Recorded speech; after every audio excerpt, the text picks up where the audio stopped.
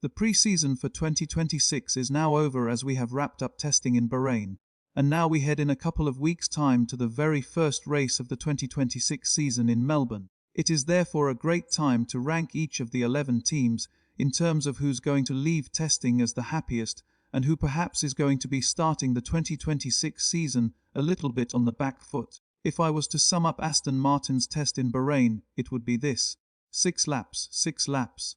That is all they did in the final 8 hours on the last day of testing in Bahrain, and that just underlines what a disaster it has been for Adrian's Aston Martin.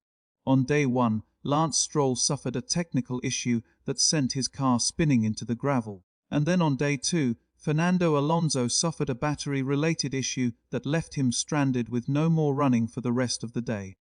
Before we even got going for day 3, Honda released a statement saying that due to how bad the reliability was, the team essentially had a shortage of parts, meaning that they had to limit themselves to only doing short stints with 30-minute gaps in between them. However, even that didn't happen as Lance only managed 6 installation laps before Aston Martin's abysmal preseason came to a disappointing end. This is the only team on the grid that couldn't complete a full race simulation. So before we even talk about performance, just getting to the end of the Australian Grand Prix is going to be a major achievement, because no one else uses the Honda power unit, meaning no one else can help them test and develop their engine and even troubleshoot some of the potential problems. The beginning of the season will be essentially an outright continuation of preseason testing, with mileage being their biggest focus. They need laps simply to just gather enough data for the engineers back in Sakura, who can then start to analyze where the key weaknesses of the power unit are. And as for the drivers, they need laps simply to just start learning about the characteristics of the Honda power unit in terms of how to manage the recovery and deployment around a lap. Unfortunately for Cadillac, Week 2 in Bahrain actually brought with it even more reliability issues compared to Week 1. However, in the words of team principal Graham Eldon, these were all small issues like sensor problems and electronical issues, and not the fundamental mechanical failures like in the case of Aston Martin. But despite all of the positivity from Checo and Valtteri, who are well aware that they are going to be starting at the back of the grid, looking at the long-run data and race simulations, Cadillac's car to start the season will probably be around 4 to 5 seconds slower compared to the front runners and around 2 seconds slower compared to the leading midfield teams, who will probably be fighting for points. On the positive side, given how solid and reliable the Ferrari power unit has been, if Cadillac are able to develop their car, which clearly lacks a lot of downforce, then there is a theoretical solid level of performance that they can access with better aero. And now, speaking about early upgrades, there is an upgrade that you can make to improve your performance, and that is the sponsor of today's video, ExpressVPN. We all know that when it comes to watching content online, very often a lot of it is geo-blocked, depending on where you live, meaning that you could be paying for the exact same subscription service as someone else, but not have access to the same content. With ExpressVPN, you can quickly change your virtual location and access content that is being taken away from you. So, for example, when I was on holiday in Japan, I wanted to keep up with all of the latest content on the Sky Sports F1 channel, but because the UK has exclusive rights, most of it was blocked from me whilst I was on holiday. And no problem, however, because in seconds with ExpressVPN, I was able to change my virtual location, and then all of Sky content, including extended highlights, testing coverage, and exclusive interviews, were all available to me from anywhere in the world. Even with just a basic subscription, you can use ExpressVPN on 10 different devices, and find out how you can get up to 4 extra months by clicking the link in the description box down below. And go to ExpressVPN.com's orders, and remember, there is also a 30-day money-back guarantee if you decide to change your mind. So once again, a big thank you to ExpressVPN. Alex Albon specifically stated that the focus for Williams this week, after doing the joint most laps on week 1, and getting a lot of mileage back after they failed to get to the Barcelona shakedown, was more performance-orientated. But the problem is that the car definitely didn't look fast at any point. Carlos Sainz actually set the team's fastest time on the softest C5 tyre, which barely any other driver used. And even then, Williams only managed to do the 9th best lap time. You can just tell that the drivers are disappointed after all of the hype and expectation about ditching 2025 and focusing entirely on 2026, and are downplaying expectations with signs saying that Australia will be more challenging than they expected, and Albon also saying that we are not maybe where we wanted to be. It is well documented that Williams' car is overweight, meaning that on top of the normal aero development, at least there is a lap time, which they should be able to more easily access if they just trim the car during the early parts of the season. Given that Audi is essentially still the same old Salatine, but with a brand new power unit and also new internals like their own bespoke gearbox, it's no surprise that their biggest challenge has been reliability and also drivability, with trying to integrate all of that bespoke new hardware for the very first time. Having said that, whilst reliability still remains a big question mark, the car did start to look more competitive as the test went on. Gabriel Bortle, who lost a whole morning's worth of running on day 2, put together a very solid race simulation on the final day, and overall, the team have continued to optimize how to best extract performance out of the electrical side of their power unit as well. Where I think Audi continued to struggle, however, was with their race starts. That is an area that some of the teams made big progress across from week 1 to week 2. However, with Audi, the race starts remained very inconsistent, which I think is a concern ahead of Australia. The headline for Racing Balls is that 18th-year-old rookie Arvid Lindblad has already become a record breaker. On the final day he did a mammoth 165 laps, which is the most laps anyone has ever done during a single day at Bahrain testing. The car looked more dialed in for both of the drivers compared to week 1.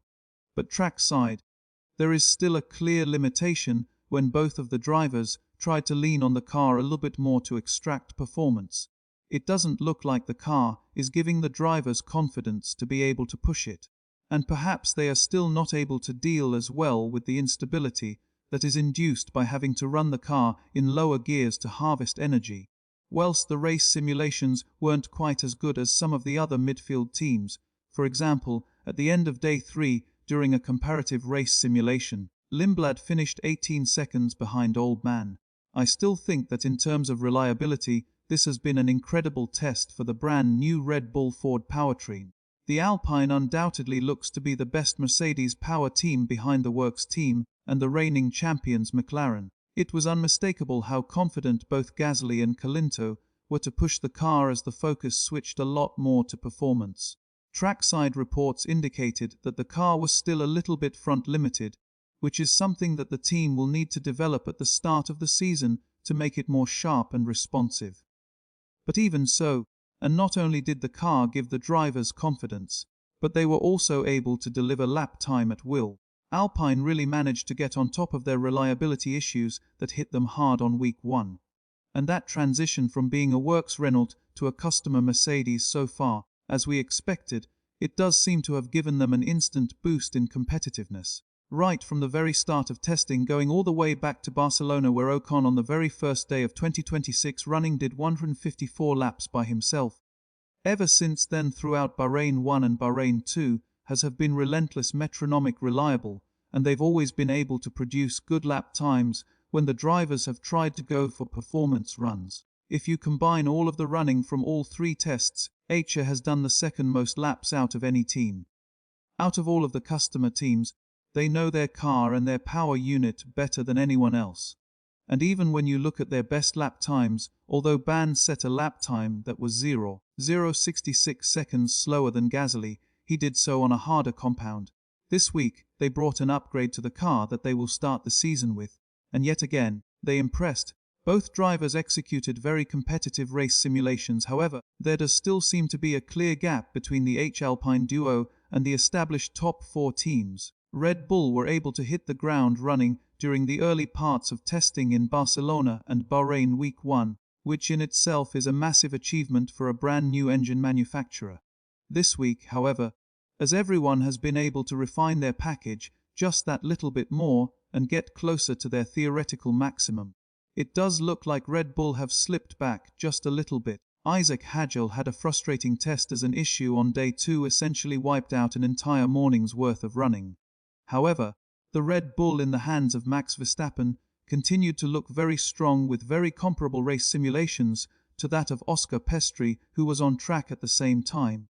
It looks like the quality of deployment of its energy is where the Red Bull is able to match the Mercedes and Ferrari power unit, but over longer race runs, it isn't able to sustain that energy as well over the course of a lap.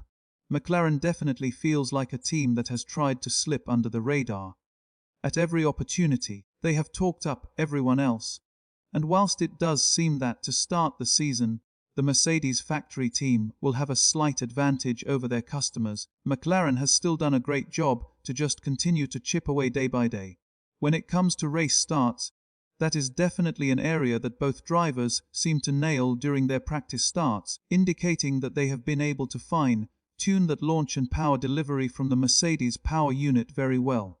On race runs, as previously stated, McLaren and Red Bull looked very similar. But what I think is also true for both teams is that even if they start the season on the back foot, they have been by far the best teams at developing their cars over the course of the season. Looking back at McLaren in 2024 and Red Bull in 2025, there is absolutely no doubt that Mercedes were sandbagging in Bahrain and didn't reveal the ultimate speed and potential of their car. Perhaps because of the looming engine controversy vote that's coming up. The fastest time that they set done by Antonelli came on day 2 when the track conditions were not at their best. On the final day, their run plan was also a little bit odd with no all-out performance runs on fresh tyres at the end of day 3. Instead, choosing to simply do stints of no more than 10 or so laps. However, that being said, all of those stints across multiple tyres were as good as anything that anyone had done before. That is not to say, however, that it's been an entirely smooth test for Mercedes. Antonelli suffered a loss of pneumatic pressure, which stopped the car and required a full engine change, which is exactly what happened during week 1 as well. But even so, Mercedes still did more laps than anyone else in Bahrain this week. And across all 3 tests combined, no other team on the grid did more laps than Mercedes during preseason testing in 2026. Although Ferrari's rotating rear wing was the thing that caught everyone's attention early on, and it remains to be seen whether that test item will remain on the car for the 2026 season. Or what I liked about Ferrari is that they didn't spend time messing about. Apart from the fact that an engine issue during the morning on day 2 really curtailed Lewis's mileage, for the most part, yet again, Charlotte was able to do multiple competitive race simulations. And across all of the 3 tests, they combined for the 3rd most mileage out of any team on the grid, only behind Mercedes and fellow Ferrari power team Ferrari leave Bahrain, having left no stone unturned in terms of reliability and also performance. Leclerc's consecutive fastest laps at the end of day 3 showed that he clearly had the confidence to push the Ferrari lap after lap, and Ferrari didn't feel the need to sandbag, as they gavel multiple sets of brand new tyres to go out and to do qualifying laps to understand where the limitations of the car are at its limits. For those that were watching, it was clear that even when made a mistake after setting a purple sector, it wasn't because the car was unstable, it was because he was genuinely pushing hard. He set the fastest time overall on the soft C4 tyre, and it must be said that even his fastest time on the C3 tyre was still faster than what anyone else was able to do. Well, there you have it. Once again, a massive thank you to ExpressVPN. Don't forget that you can get up to 4 extra months off by clicking the link in the description box down below, or go to expressvpn.com. Aldous. If you did enjoy this video, then don't forget to subscribe. That would be massively appreciated, and I'll see you in the next one.